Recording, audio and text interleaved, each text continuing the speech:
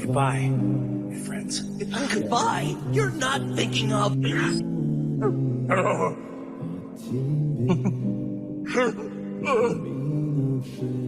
I'm really proud of you, my son. Dad, what are you...